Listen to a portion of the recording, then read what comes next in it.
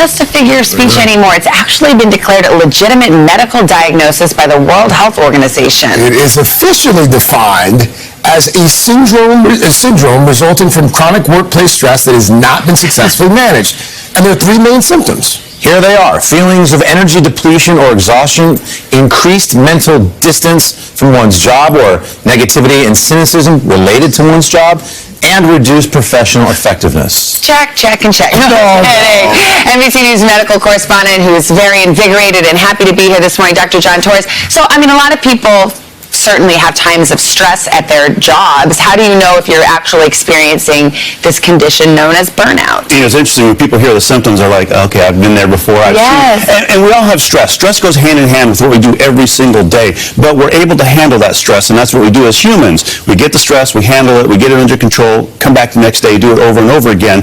If that stress goes continuous, then it starts turning into burnout, and burnout is one of those things that doesn't go away. And I always tell people, you can tell you have burnout if you simply just don't want to go into work, don't want to be there, or having issues with work. And so again, the two go hand in hand. Stress is something we can handle and control. Burnout, not necessarily. Well, hey, what can we do about it? I mean, a lot of folks have jobs that are very stressful, and oftentimes I would imagine that is what leads to the burnout. You can quit on live TV. That's right. No. I'm not quite there yet. Well, first and foremost, you want to recognize the symptoms. You want to recognize the cynicism, the fact that you're at work and you simply don't want to be there. You're burning out. You're not able to enjoy the things you used to enjoy. Try and take time off from work if you can, and that means just completely disconnecting. And like you said, over the 3-day holiday, hopefully people were able to do that and they were able to get away a little bit, and that can reinvigorate you. And if worse comes to worse and none of these seem to be working, then simply look for another job if you can. Consider changing jobs. What can management do to help alleviate this? So management can do a couple of things, and one of them is they can give you time off where they don't contact you and they don't get a hold of you, and that's probably the biggest thing, because we've all been there on the weekends where we're answering emails and taking care of things. If you can just check out completely, and I tell people, imagine if you just went on a camping trip and you couldn't answer your cell phone for 3 days, or you couldn't get an email for 3 days. That's the kind of break you need, and it might not be 3 days long, but you need it every now and then. And if you're getting to the point, look at your employees. If they look like they're starting to burn out, if they're starting to be cynical, if they're starting to be a little snippy at work and arguing with each other, productivity's going down, that's probably a good sign that burnout's starting to happen, and that's when a good manager needs to come in and say, we need to take But if you can't realistically quit or get a new job, is there anything that you can do, just little things on the job every day to help out? So there's little things you can do on the job to help out. And again, first and foremost, recognize that burnout is happening.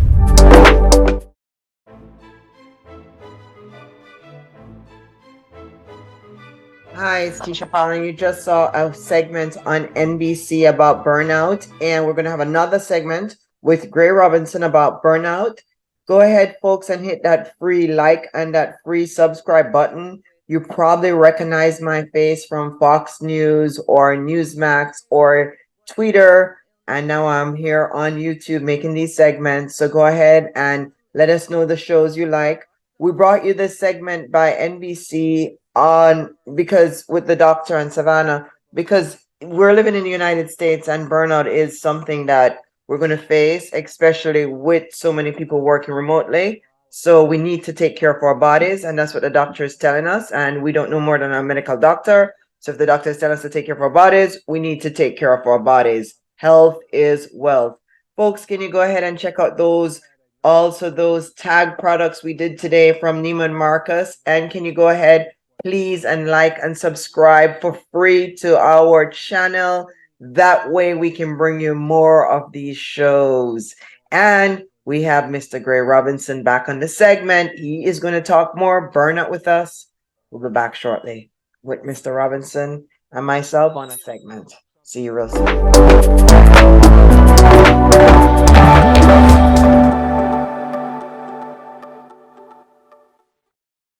This segment of U.S. Business News. Today we are joined with Gray Robinson. Gray, thanks so much for coming on. Can you tell us today what about mental illness, and is it inflation that's the problem? Is it COVID that we were locked up? I mean, what's going on with like the stress or? Well, it's all of the above. One of the things that I found out about 20 years ago when I was a practicing trial attorney is that you can be doing everything right and still have a mental breakdown.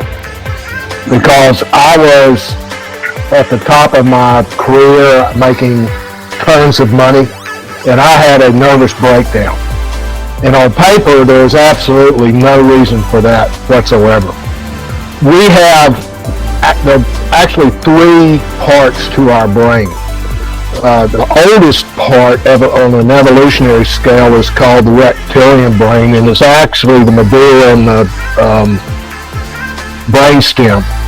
Then we developed something called a limbic brain, L-I-M-B-I-C, which has the hippocampus and the amygdala and several other brain organs that regulates our emotions, it regulates fear, it regulates what our brain does with the information it gets from our five senses. In other words, there's actually a lag time between the time we perceive something with our eyes, our ears, or our touch, and when we start thinking about it.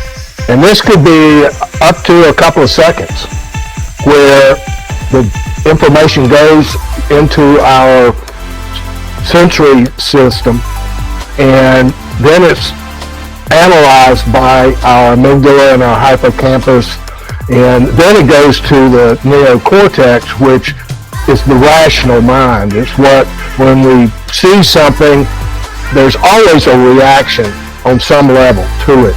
In other words, we either are happy, we feel safe, or we get afraid and we run away. So when we're faced with threat, it could be somebody's pointing a gun at us. Gas price. Yeah, a gas price, financial problems. People out. You don't have. Many Americans are stressed out from gas price. Why does gas price scare people? Why does inflation stress people out? Because there's nothing we can do about it, so why are we stressing about it? Because it triggers the autonomic nervous system, because we think we're going to die. I mean, the ultimate process is, I don't have the money to pay for stuff I need to live.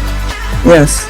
And so we get into this habitual thinking cycle that goes negative, down, to the point where the end result is, after all this analysis, the conclusion is we're going to die. And the thing about the autonomic nervous system is, a lot of people don't realize, is that it turns on without us knowing. So how do we avoid stress?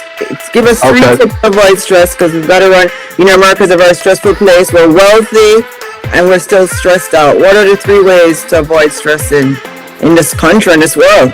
All right, well, the first one is smile. Okay. Literally, that triggers a response from your facial nerves, which are connected to your cranial nerves, which is connected to your vagus nerve, which activates the second half of there are two parts of the autonomic nervous system. There's the one that we know all about, fight or flight. That's the sympathetic nervous system. I call that the warrior. The second part is the parasympathetic nervous system, which is what turns on when we feel safe. And that's where we can analyze, we can connect, we can have a conversation, we can have intuition, we can dream, in other words.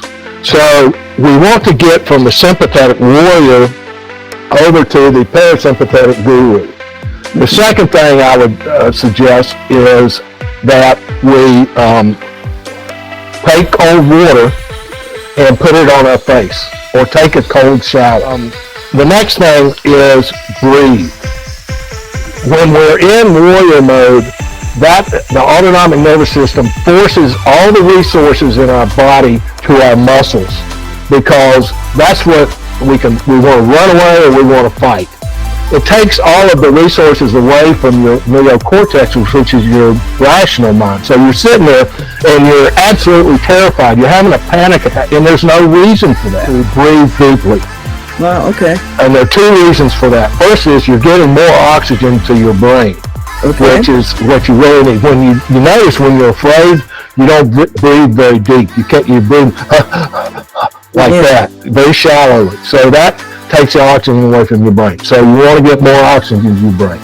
The second thing is you want to move your organs, which your diaphragm and your lungs. The more you can make them move, the more that will activate your vagus nerve, which puts you into the groove. Thank you so much, Mr. Robinson. Thanks so much for coming on. Thanks, Tisha. All right, we'll see you another time. All right, you've been watching U.S. Business News. We'll be back another time.